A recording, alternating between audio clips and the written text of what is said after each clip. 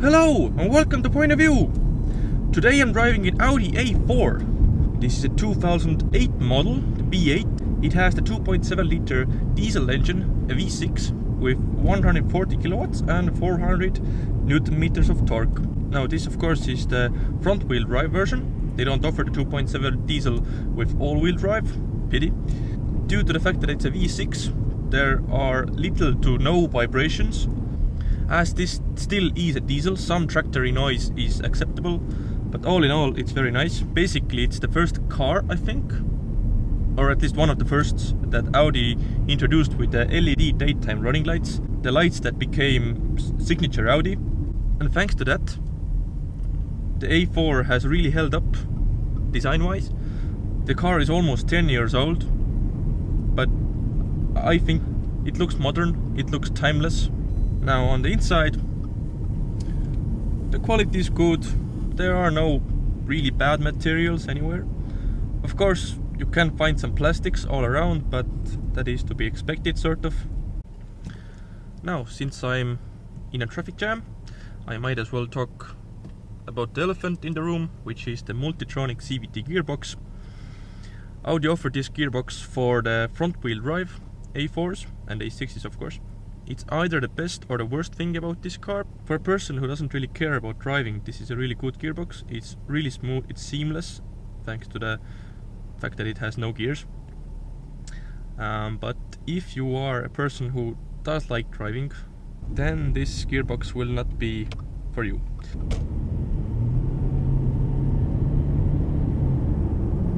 Now I saw the gearbox in action. Basically, that was full throttle.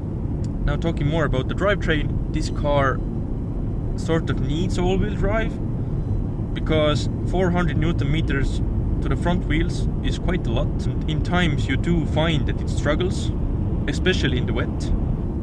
But when you're moving it's mostly fine, so don't stress about that too much. There are some cool options on the car, one of which is the adaptive cruise control. It also has the side assist, which means it warns you with the LED indicators if a car is too close to you when you want to switch lanes. It doesn't have the navigation, but it has the colorful MMI when you get a A4 with the navigation system. It's a lot snappier and actually lives up to its purpose. The navigation itself, take it or leave it. Most likely you will use Waze or Google Maps on your iPhone, so let's be honest, they are more useful. Thankfully this car has the colorful middle section screen in the dashboard. Cheaper versions have a red colored screen. That's quite awful actually. Don't get one with that. Also with the really basic ones you don't even have the colorful MMI, you just get the red info screen. Just don't get one with the red screens, because when the time comes and you want to sell the car, nobody will want it. Look at this idiot. Come on. It must have been a red light when you came through. But anyway, the middle screen. You can scroll through with different options. You can have your adaptive cruise control info, clock, trip computer, and the one thing I like most of all, speed. I don't know why BMW doesn't offer a digital speedometer in their middle dash screen. Fuel consumption, well, it's a diesel. And what did you expect? So it's quite frugal. City driving, around 10, which is good for a V6 diesel, in my opinion. And in highway, let's say 5-6. Depends on how you drive it. Oh yeah, one other thing about the Multitronic gearbox. It sort of helps that it has a S mode. If you put it in sport mode on the gearbox, it sort of acts like a normal gearbox. So yeah, right now I'm in manual mode, which means I can change gear by myself. It's actually not changing gears. So first gear, third gear, fourth gear. The engine in this car, it's plenty fast. 0 to 60 is like 7.7 seconds, I think. For most people it will be enough, but I do suggest to opt for the 3-liter diesel, the 176 kilowatt version, because it's more reliable and it's just a little bit quicker. And yeah, the price isn't that different. Maybe save 1,000, maybe 2,000 euros here and there. All in all, you will get a car with all-wheel drive. Most likely it will be better equipped. Floor it. Yeah, RPMs, I don't know, it's a love-hate thing, I guess. One thing I do like is the fact that it's reasonably quiet in here.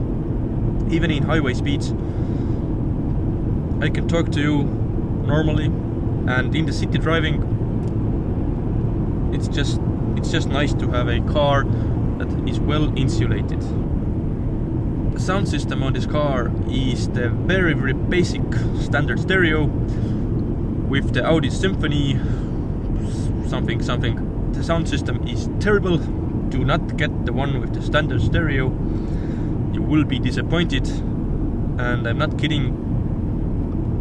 Cheaper cars have better sound systems from standard. They really do.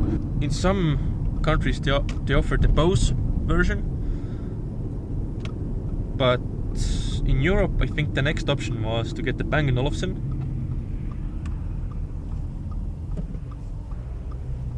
And again, most cars that are equipped well with S-Line packages, the things you really want, most likely will have the Bang & Olufsen option.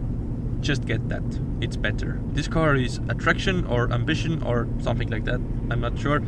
Nevertheless, the one you want is the S-Line version. It just looks apart, it just looks good. You will also get sportier seats, better trim level, and S-Line steering wheel. They're all worth it.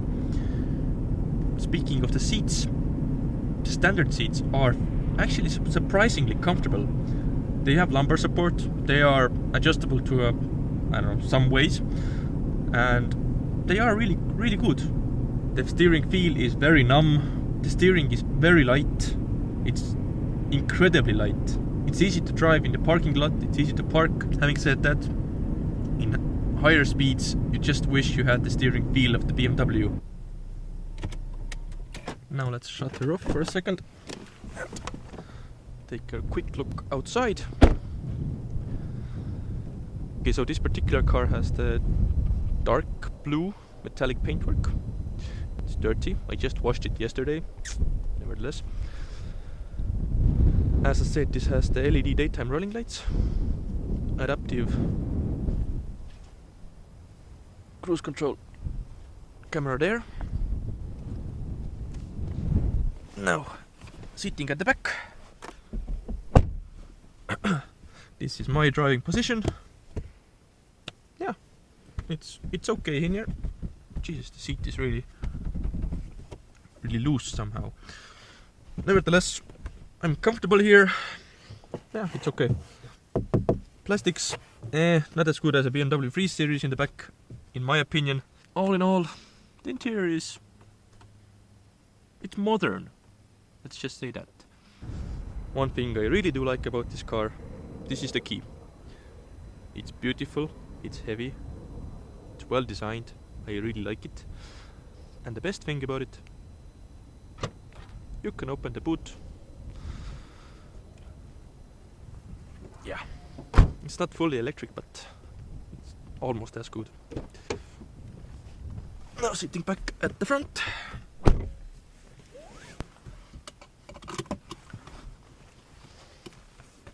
This car has a weird start system. You don't have a button anywhere. You just use the key, put it in this slot. Now the ignition is on. You push it all the way in, and it starts. So yeah, all in all, Audi A4. It's a really good car. You might want to get one with all-wheel drive and a 3-liter diesel or a 2-liter petrol turbo. The choice is yours. That's it for this time. Thank you for watching. Let me know what you think, subscribe, comment, and yeah, see you again guys. Bye!